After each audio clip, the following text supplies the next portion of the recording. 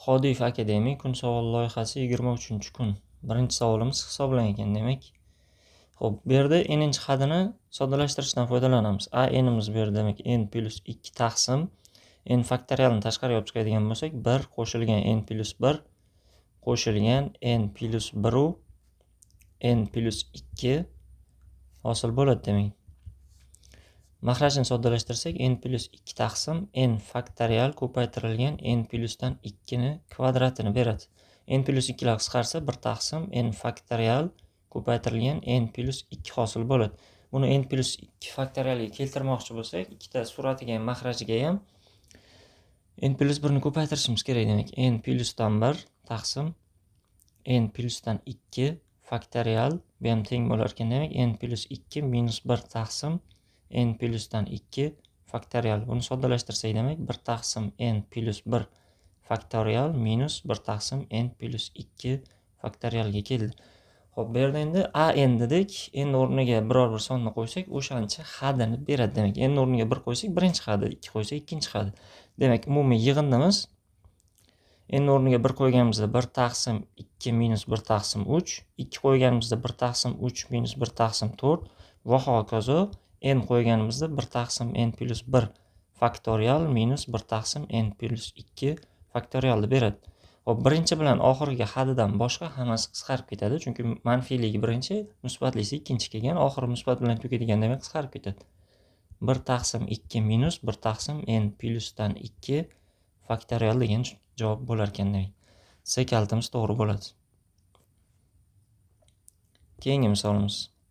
Barcha qirralari 6 ga teng asosi ABCD kvadratdan iborat piramida uchun AP va AC vektorlarining skalyar ko'paytmasini toping.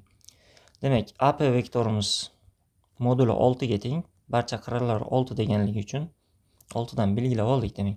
Hop, bu yerda AC vektor debdi. Demak, AP ning moduli teng bo'lyapti 6 ga.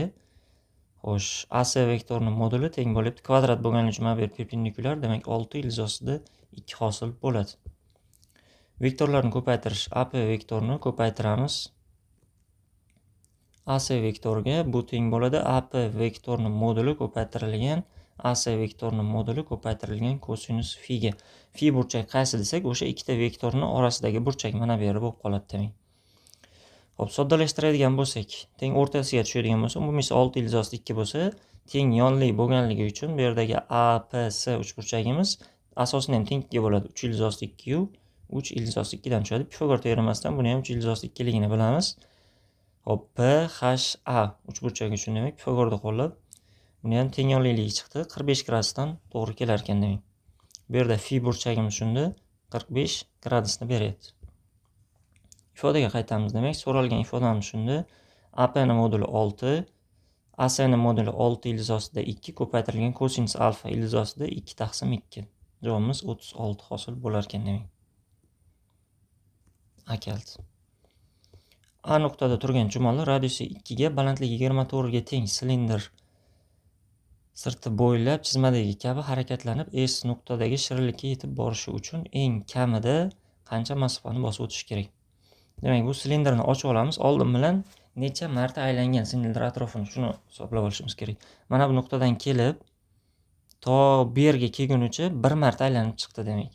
Shu chiziqni shunday pastga tushiradigan bo'lsak, mana bunday hosil bo'ladi. Yana bitta aylanani to'liq o'tgan. Ikkinchisida yarim bu yerga kelishi uchun aylanani yarimini yana bosib o'tish kerak bo'ladi. Shundan xulosa qilsak, agar buni to'g'ri burchak shaklda ochadigan bo'lsak, asosi 1,5 ta aylana uzunligini beradi. To'liq aylana mana bu yerda 2pi r, bu yoqda pi r hosil bo'lib, umumiysi 3pi r ni beradi. Hop, balandligimiz 24 ga teng edi. Bizdan so'ralgan eng qisqa masofa mana bu A dan C gacha bo'lgan gipotenuza bo'lib qoladi. Bu ham 24.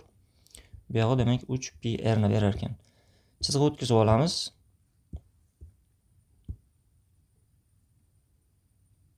A dan C gacha eng qisqa masofamiz bo'ladi. Demak, bu to'g'ri burchakli.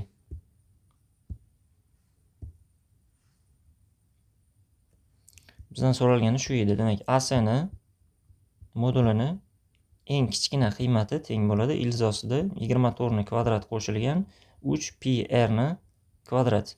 R ni o'rniga 2 ni olib borib qo'yamiz, chunki r bu yerda 2 bo'lyapti. Balandligimiz h 24 beryapti. Pi ni qiymatini 3 deb oling deb shartda berilgan. E'tiborli bo'linglar shunga. O'rniga olib borib qo'ysak, demak 24 kvadrat qo'shilgan, hop 9 18. 18 ni kvadrat hosil bo'lar ekan. Ikkalasidan ham 6 ni kvadratni tashqariga olib chiqsam, ildizdan qutqarilganda 6 ni o'zi qoladi. 4 kvadrat qo'shilgan 3 ni kvadrati bo'ladi. Bu 5 ni bersa, javobimiz 30 bo'lar ekan demak. A dan C gacha eng qisqa masofamiz 30 ni beradi. Shu bilan bugungi kun savol loyihamiz o'z yakuniga yetdi.